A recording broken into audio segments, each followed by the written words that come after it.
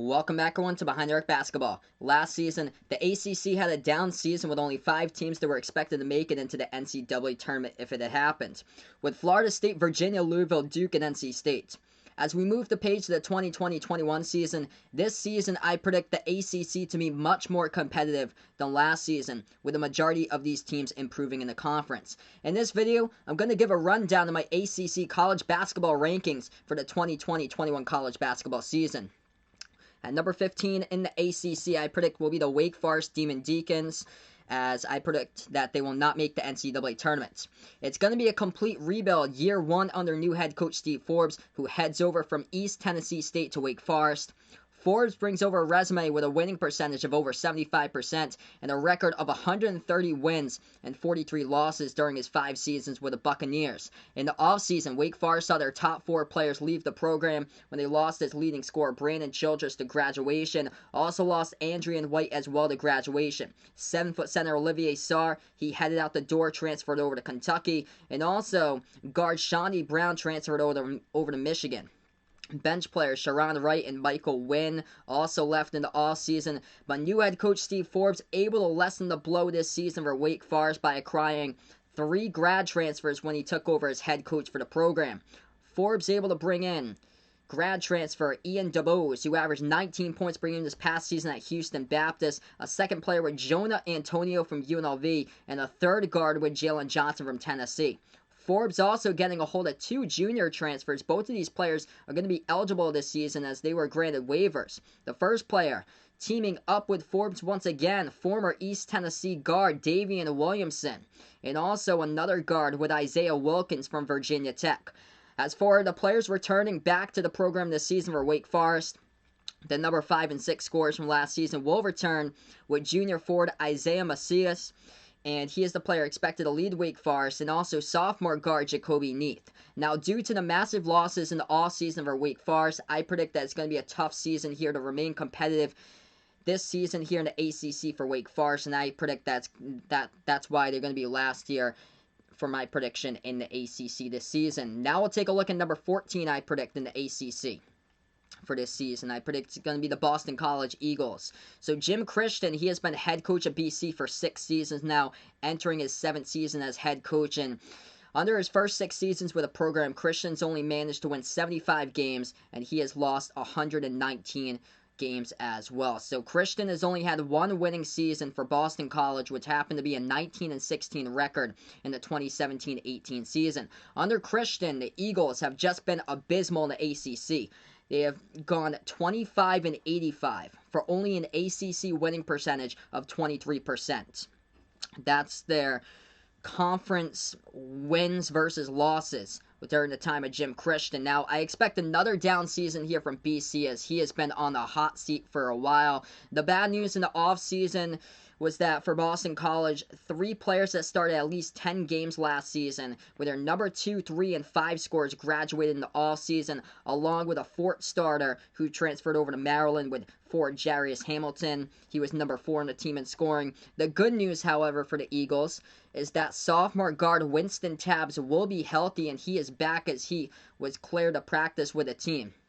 As Tabbs missed all last season due to a left knee injury, he averaged just under 14 points per game as a freshman and he started 14 out of his 15 games his freshman season before injury. As for the players heading back to Boston College, sophomore guard Jay Heath will be returning as he led the Eagles in scoring as a freshman this past season. Leading rebounder, senior forward Stephon Mitchell will be back as well. Jim Christian adding in 2 mid-major transfers as grad transfers into the mix with Rich Kelly, a guard from Quinnipiac who was a 3-year starter, averaged over 16 points per game last season for the Bobcats, and the second starter coming on board with Frederick Scott from Ryder. Now, with 4 players that Boston College lost in the offseason that started at least 10 games this past season here, I expect that it's going to be just really tough to replace these players here this season for Boston College, as they're going to have a lot of holes to replace this season. I predict that Jim Christian as well. I wouldn't be shocked if he gets fired at the end of the season here, as I feel like, and I predict that it's going to be another rough one for Boston College, and that's where I predicted him at number 14 in the ACC this season.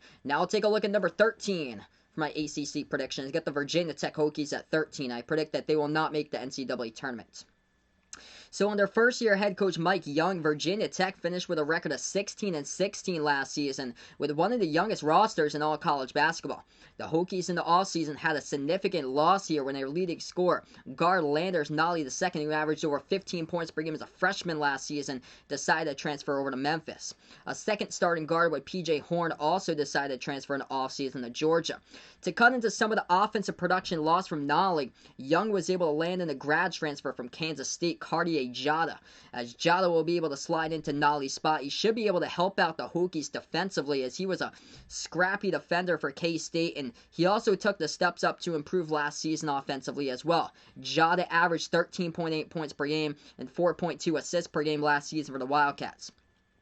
As for the players back for Virginia Tech, returning will be sophomore guards Tyrese Radford and Naheem Aline, also Jalen Cohen returning to the program as well. Radford averaged over 10 points per game as a freshman. He also led the Hokies in rebounding, averaging over 6 rebounds per game last season despite being listed at 6'2".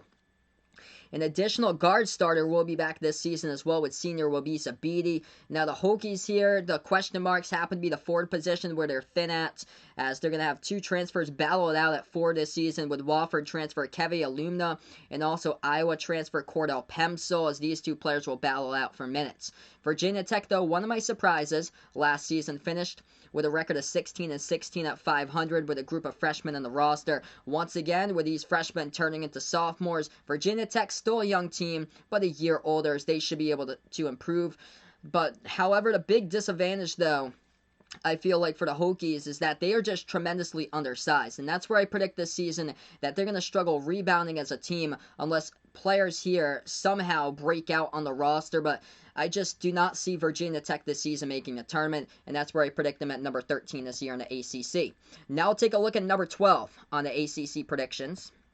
That happens to be the Notre Dame Fighting Irish. I predict that they will not make the NCAA tournament. They did improve, however, last season, which they finished with a record of 20-12. Head coach Mike Brado in the offseason, losing his top 2 players from the program due to graduation. The biggest loss being college basketball's number 2 leading rebounder in the nation, John Mooney, who averaged 12.7 rebounds per game. And he also led the Fighting Irish, averaging over 16.2 points per game and scoring this past season.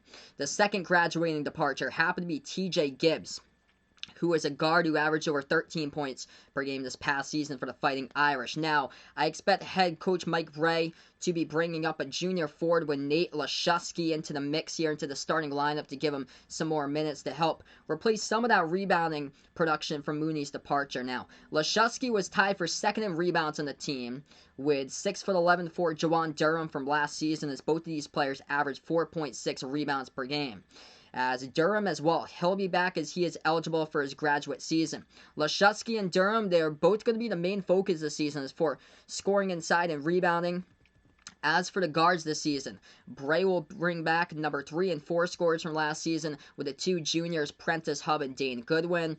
Hub averaged over 12 points per game, and he had as well over 5 assists per game last season for the Fighting Irish. Goodwin, he happened to be the 6th man for Notre Dame, as he averaged over 10 points per game from the bench. Also, Notre Dame getting it a key guard transfer here with junior Cormac Ryan from Stanford. Ryan averaged over 8 points per game during the 2018-19 season for the Cardinal. Notre Dame, they're going to have the size here with the 2 forwards of Laszewski and Durham at the forward duo. I like Notre Dame over Virginia Tech because of that in the conference due to the Hokies lacking bigs in the roster, and the Fighting Irish having 3 solid guards here with 2 forwards onto the roster here. And with 6 juniors on this season's roster for Notre Dame, I predict that the Fighting Irish is another team here that could possibly be 1 season away from the NCAA tournament if this roster still continues to improve this season. I just don't see them making the tournament this year, but I predict that they could very well make it the following season. I like Notre Dame at number 12 in the ACC. Now we'll take a look at number 11 for my ACC prediction. I predict the Pittsburgh Panthers at number 11 this season in the conference, as they have improved during their past 3 seasons for Pitt, as they will look to see if they can get over the hump and finish above 500 overall for the first time since the 2015-16 season.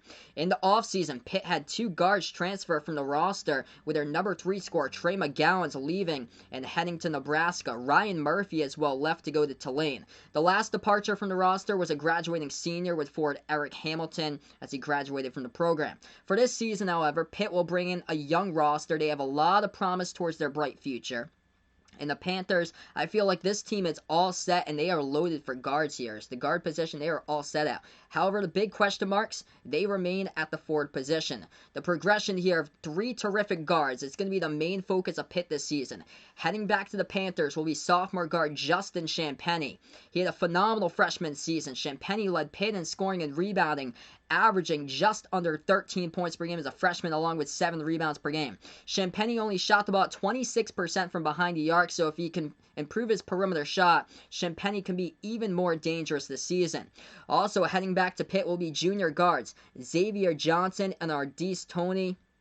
All 3 of these guards here, Champagnie, Johnson, and Toney, averaged at least 9.5 points per game this past season. To offset the off-season departures of McGowan's and Murphy, Pitt's guard depth is going to be able to receive a much-needed boost from 2 incoming transfers. The first transfer happens to be sophomore guard Ithiel Horton, who averaged over 13 points per game during his freshman season at Delaware. Horton will be able to give Pitt's perimeter a boost.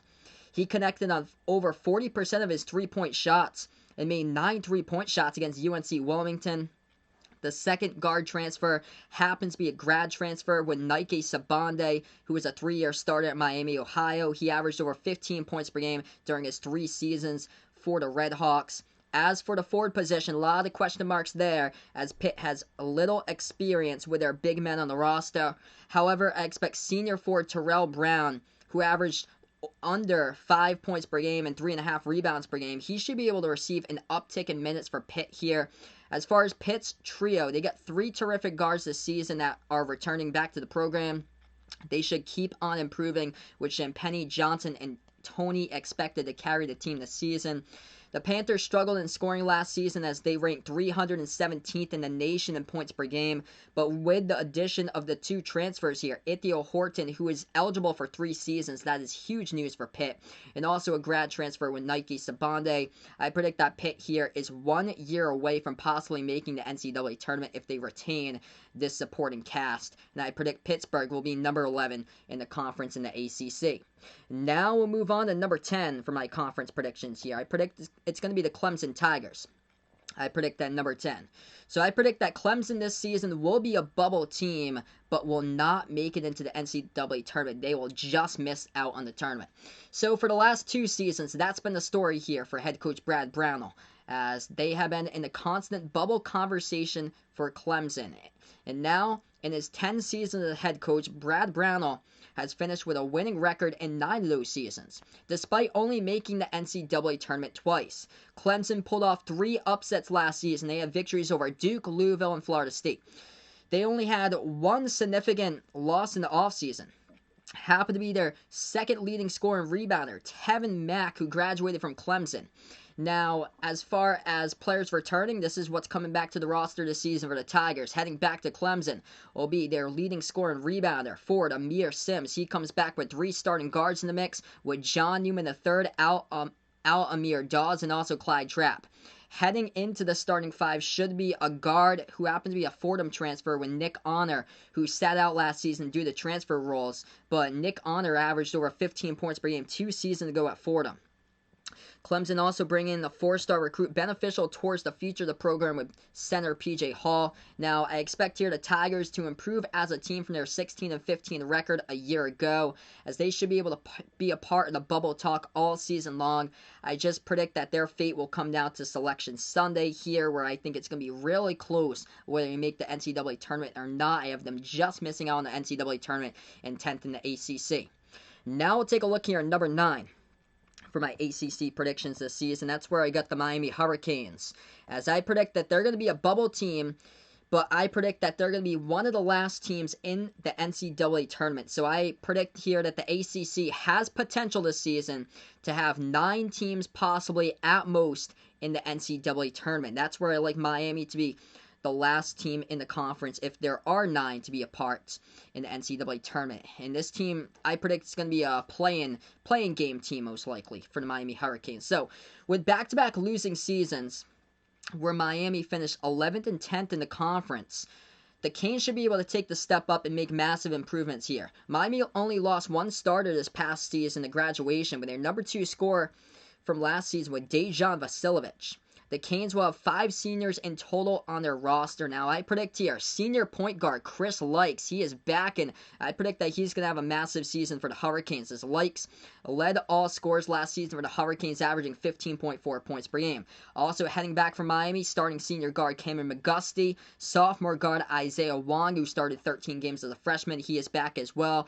And as far as the forward position, it's going to be Ronnie Miller, who happens to be the big player who should be able to help out a ton inside and on rebounding as well for the Hurricanes. Unfortunate news happens to be this news coming out for Miami. Their leading rebounder from last season, who happened to be injured in practice in late October. That was Sam Wardenberg.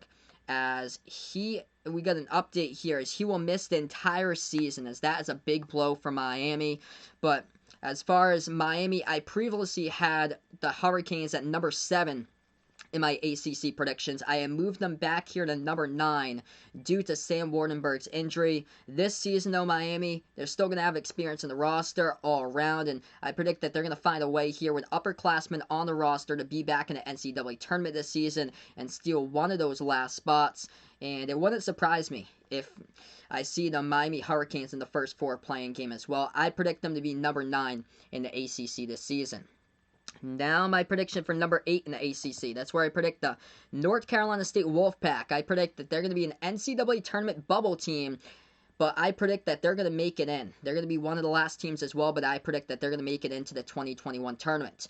During the last selection Sunday back in 2019, NC State awaited their fate that they would not make it into the tournament, as they posted an overall record of 24-12, but they only finished 500 in ACC play, as they had one of the weakest non-conference schedules that season in all of college basketball. With a predicted stacked ACC this season, I'm going to predict here that the Wolfpack, they're going to be in a similar situation, but just squeaking into the tournament. In the offseason, the Wolfpack lost their top 2 scorers with guards Markel Johnson and CJ Bryce graduating from the program. The majority, though, of last season's roster will be back. Wolfpack going to bring back 5 players who started at least 15 games last season. The 2 players to watch out for this season will be senior forward DJ Funderburk and also senior guard Devon Daniels. Funderburk averaged just under 13 points per game and over 6 rebounds per game last season, where Daniels averaged just under 13 points per game and over 5 rebounds per game last season as well. The duo of Daniels and Funderburk, that's going to be, I feel like, able to carry NC State this season, as they should be able to do that. As far as what's heading back to the program as well, it's going to be junior forward Jericho Helms, also senior guard Braxton Beverly, and also a sophomore forward with Manny Bates, as he is a elite shot blocker. Bates had a massive freshman season. He tallied at least 1 block in 28 of his 29 games played in last season, as Bates led the ACC as a freshman, averaging just under 3 blocks per game. I expect Bates once again to be one of the top shot blockers in the nation this season. He should be able to provide a boost as well, getting some more touches inside, in the post, and scoring. I predict that NC State will land at number 8 here in the ACC this season. Also rounding out the roster from this roster as well will be Thomas Allen, who happened to sat out last season due to transfer roles, as Allen here coming along to the program averaged just under 9 points per game back in the 2018-19 season for Nebraska. He should be able to make an instant impact for the Wolfpack here. And I predict that NC State's going to finish at number 8 in the ACC this season. We'll take a look here at number 7 in the ACC. That's where I predict it will be the Syracuse Orange, as I predict another bubble team here, but I'm going to predict that they will make it in as well. So Jim Boeheim is going to get back 4 players back from the roster that started at least 20 games last season on the young Syracuse roster. With another year of experience here to Orange, this team should be able to just have just enough here in the tank to make it into the NCAA tournament. They did lose one massive departure in the offseason. Leading scorer Elijah Hughes, who averaged 19 points per game, went to the NBA draft. As there were also quite a bit of bench players down at the bottom of the roster who transferred out in the offseason. But as far as the solid core of players here, with a solid returning core, these four, they'll be back. As the Orange should keep on improving. Returning back to Syracuse will be the coach's son, junior guard Buddy Boeheim. He is back here, who is bound to have a massive season for Syracuse. He averaged over 15 points per game. He drained at least 5 3-point shots in 7 games last season. Sophomore guard Joe Girard III, he had a spectacular freshman season, averaging over 12 points per game. He is back as well. Syracuse's top 3 rebounders will be returning as well, with seniors Barama Sabide, Marek Dolajai as well will be heading back, along with sophomore forward Quincy Gurrier. Boeheim, Girard, and Dolajai. All 3 of these players averaged over 10 points per game last season. Boeheim was able to pick up a solid transfer in the offseason here with former Illinois guard Alan Griffin, who averaged just under 9 points per game from the bench last season for the Fighting Illini. Griffin has a great opportunity here to be the 6th man this season for Syracuse, and also another bench player for the Orange who's going to be a 4-star freshman coming into the team will be Kadari Richmond. Syracuse, I predict here that they're going to have a loaded offense with scores in the roster here. If they can take a big step up defensively, that's going to help out a ton here. I predict that Syracuse will improve off of last season's 18-14 record and find a way to make it into the NCAA tournament under head coach Jim Boeheim. I've got them at number 7 this season in the ACC. Now we'll move on to number 6 for my ACC predictions. That's where I like the Georgia Tech Yellow Jackets right here. As Georgia Tech got hot late last season, winning their last 6 out of 7 games, and I predict that they're going to be an NCAA tournament team this year. One of those victories was against number 5 ranked Louisville back in February. Under head coach Josh Pastner, Georgia Tech finished last season with an 11-9 record in the conference. Happened to be their first winning conference record since the 03-04 season. That's when Georgia Tech lost in the 2004 national title game. Georgia Tech's last NCAA tournament happened in 2010. Pastner this season has a great opportunity to lead the Yellow Jackets back to the tournament this season, as Georgia Tech will return their top 3 scorers from last season with guards Michael DeVoe, Jose Alvarado, and forward Moses Wright. All 3 of these players averaged over 13 points per game last season. DeVoe led the Yellow Jackets, averaging 16 points per game, shot the ball at over 42% from 3-point range, while Wright averaged 7 rebounds per game and had double-double potential this season due to a leading rebounder, senior James Bank, graduating. So Wright has double-double potential possibly for this season. In the starting 5, joining the trio will be senior guards Jordan Usher and Bubba Parham. Also, Georgia Tech will have a roster of 4 seniors and 2 juniors. Experience, for sure, will be the key this season for the Yellow Jackets. I predict that Georgia Tech will be back in the NCAA tournament and finish 6th in the ACC. Now we'll move on to number 5 for my ACC predictions this season. Happens to be the Louisville Cardinals here. I got at number 5. As I predict that this team's going to be a top 30 team this season. I predict that they're going to make the NCAA tournament. So in the offseason, Louisville lost a ton of pieces as they're going to have 0 starters back. But leading scorer Jordan Nora, he went to the NBA draft. Stephen Enoch, Dwayne Sutton, Ryan McMahon all graduated. Darius Perry transferred to Central Florida. Head coach Chris Mack, though, he benefited tremendously from the transfer portal. He picked up 2 impact players here that will add in for the season. First player, point guard Carleek Jones coming into the program. Also shooting guard Charles Minland as well. As Carleek Jones coming over from Radford, happened to be the 2020 Big South Player of the Year, averaged 20 points per game, 5.5 assists per game for the Highlanders. Charles Minland heading in from San Francisco over to Louisville as he averaged over 14 points per game last season for the Dons. The Cardinals going to bring back 3 key pieces here returning, should be able to receive much needed uptick in minutes with their center Malik Williams and the 2 sophomore guards David Johnson, Samuel Williamson. Cardinals, however, for this team this season, they are quite inexperienced since the trio of these 3 players here, Williams, Johnson, and Williamson, all averaged between 15 and 19 minutes this past season. Of course, they're going to get a ton of minutes this year, I expect. But the breakout player to watch out for this season for Louisville should be David Johnson. He scored a career-high 19 points last season against Duke.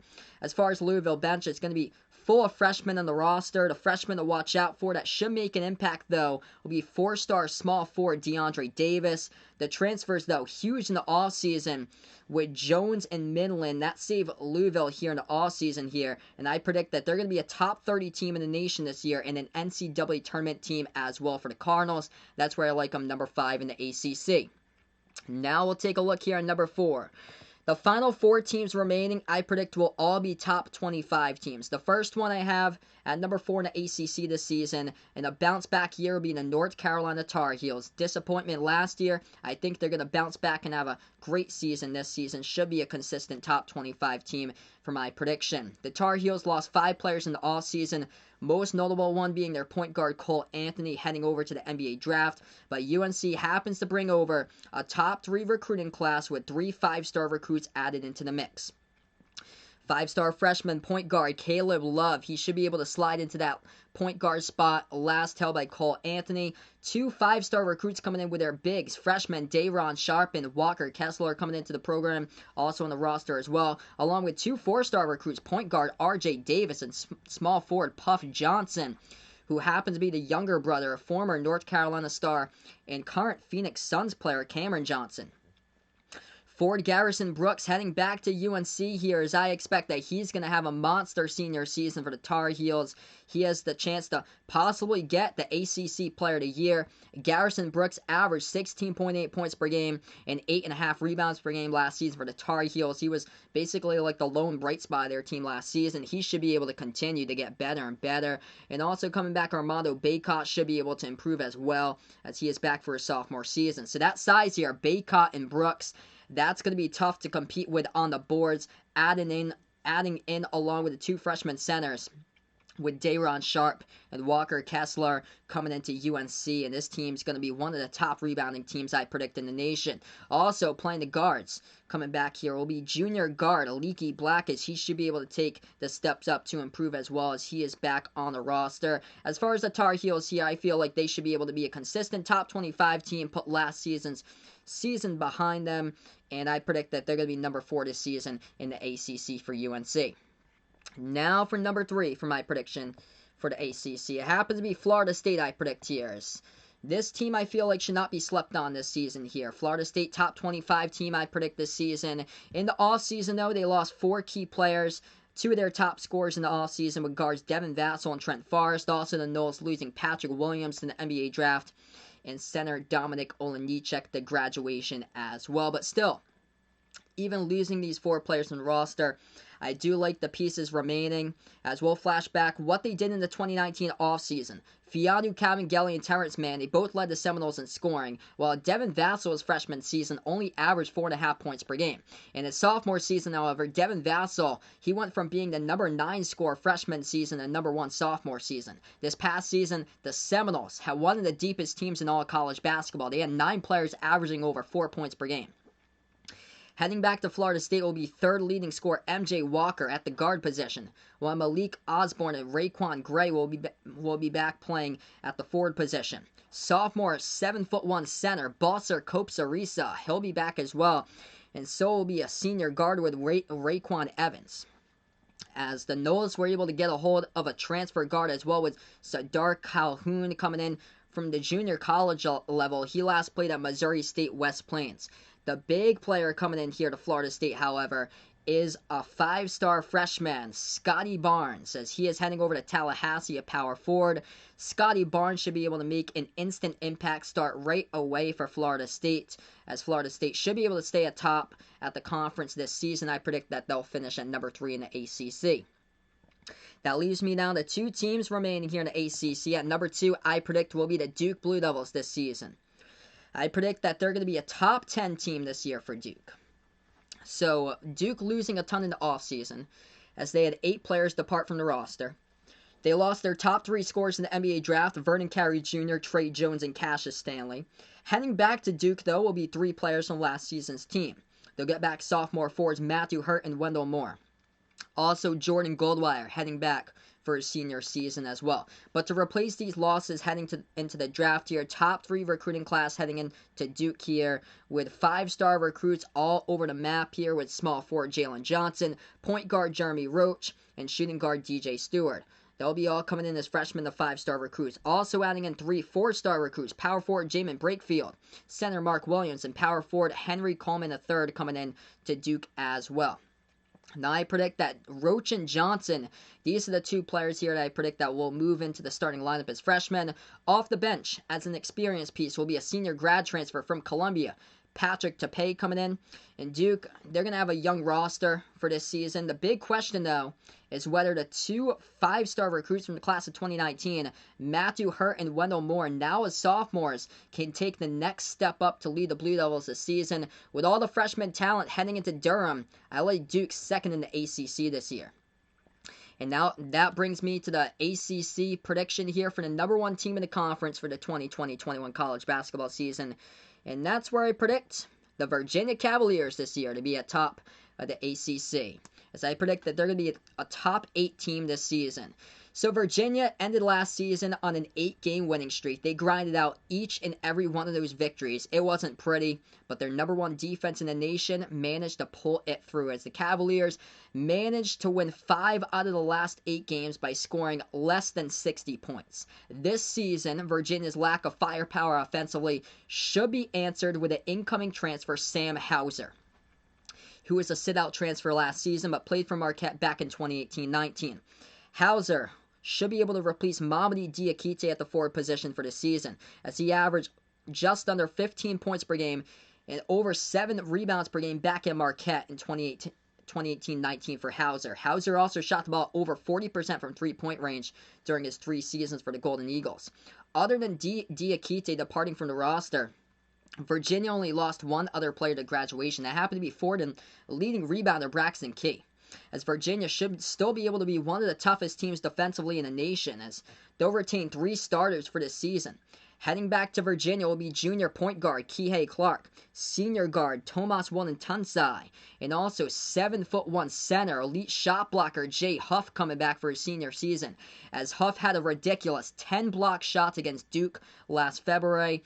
Should be able to get into the starting lineup this year should be shooting guard Casey Morsell, as he averaged only 4 points per game this past season, but Morsell should be able to take that step up this season and improve as well inside the starting 5. Head coach Tony Bennett, he's also going to bring in 2 4-star recruits into the program, with Jabri Abdur-Rahim coming in, along with guard Reese Beekman coming off the bench. And they're also going to have a returning junior guard with Cody Stratman coming in as well here for Virginia for this season. So if the Cavaliers can translate last season's defense over to this season and improve their offense, which I predict that they will be able to do that with the incoming transfer Hauser, that this team's going to be tough to compete, and they have a chance possibly to even retain the defending national champion status here. I like Virginia at the top of the ACC this season, and I predict that they're going to take home the ACC crown. So it's a wrap here to this video, my ACC basketball preseason rankings for the 2020-21 college basketball season. Thanks so much for watching this video, everybody. Make sure to like, share, comment, and subscribe to my channel. My ACC college basketball preseason rankings for the 2020-21 college basketball season, as this is Behind the Arc Basketball.